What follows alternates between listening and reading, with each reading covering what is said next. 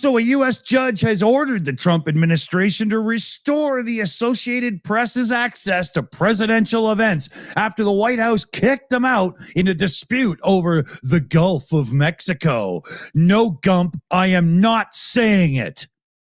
District Judge Trevor McFadden on Tuesday said the administration's restriction on AP journalists was contrary to the First Amendment. The ban has meant that the AP has been unable to access any of the events recently.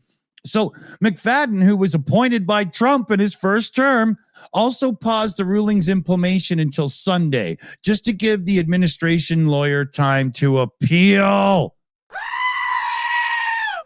What's wrong with you, McFadden? Grow a pair. But McFadden did put a good thing out here. He said the court simply holds that under the First Amendment, if the government opens its doors to some journalists, be it to the Oval Office, East Room, or elsewhere, it cannot shut those doors to other journalists just because of their viewpoints. The Constitution requires no less. So I do like him. I just don't like that he delayed it. That's stupid. So let me tell you here about this idiot too. So there was a lawsuit about this, right? The AP sued 3 Trump administration officials. Caroline, little blondie bimbo there on your screen, Chief of Staff Susie Wiles, and Deputy Chief of Staff Taylor Budovich. And they claimed the restrictions go directly to them, were unlawful, infringed on press freedom. So AP spokeswoman here, let me just switch the picture back over because I don't like looking at her for very long. AP spokeswoman Lauren Easton. Exactly. Yeah, well, at least this one's cartoony. But Lauren Easton, AP spokeswoman, said the agency was gratified by the court's decision. Today's ruling affirms that the fundamental right of the press and public to speak freely without government retaliation. This is a freedom guaranteed for all Americans in the U.S. Constitution. Shortly after the judge's ruling, 2 AP journalists were turned away from covering an event that Trump attended on Tuesday. The agency reported in an update on Wednesday. The photographer and the reporter were blocked from joining Trump's motorcade that was traveling to a dinner held by a bunch of MAGA fools. I mean, who really cares at this point, right? So it really comes down to this now.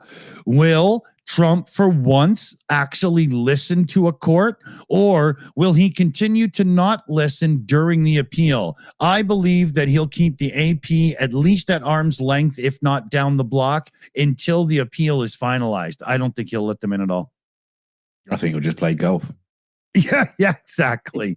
Speaking of which, man, he's got a crappy looking swing. First time I saw it was the other day when he was golfing in the wind, and it looks like an actor who's never golfed before trying to golf when they're on a crappy TV show. It's terrible. But he's the best in the world. Didn't you know that? Yeah, well, yeah. Longer than Arnold Palmer's. So yeah, we'll see how it plays out, but I don't believe that the AP news is out of this yet, and I think they have quite a fight on their hands. But I like that a Trump-appointed judge already sided in their favor. Good stuff.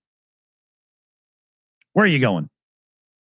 Well, I'm taking you off to sunny Madrid, where authorities there have shut down a Chinese restaurant after discovering it was allegedly serving street pigeons to customers under the guise of roasted duck. Yes, the raid took place.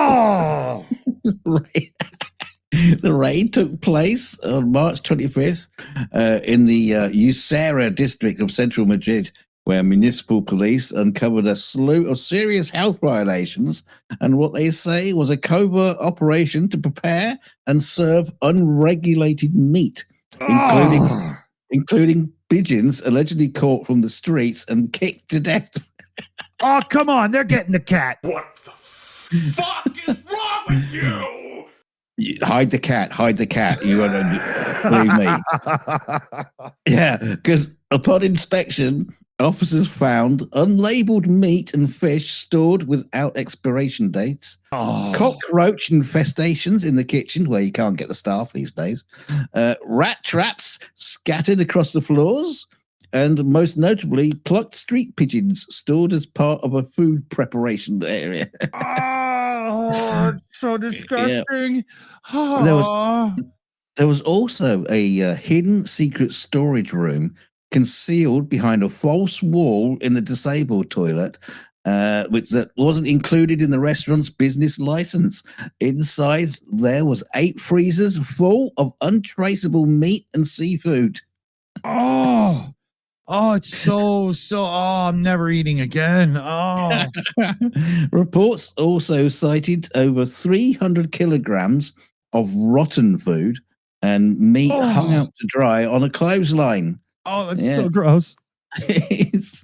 The restaurant has been ordered to close immediately. It should be burned down. What are you talking about? It should be bombed. The owner is under investigation for crimes against public health, consumer fraud, and animal cruelty. Oh, we need somebody to like steer an asteroid just to land on that freaking place. Oh, just a giant pigeon. Take it out. One man. peck. Yeah. One officer described the scene as everything smelled of rotten seafood, and it was almost unbearable.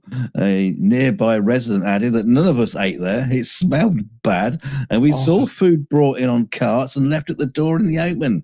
An investigation is ongoing as police work to determine the full extent of the operation and how many customers may have unknowingly been served improvised pigeon dishes instead of legitimate duck. Come for the pigeon duck. The tapeworms are free.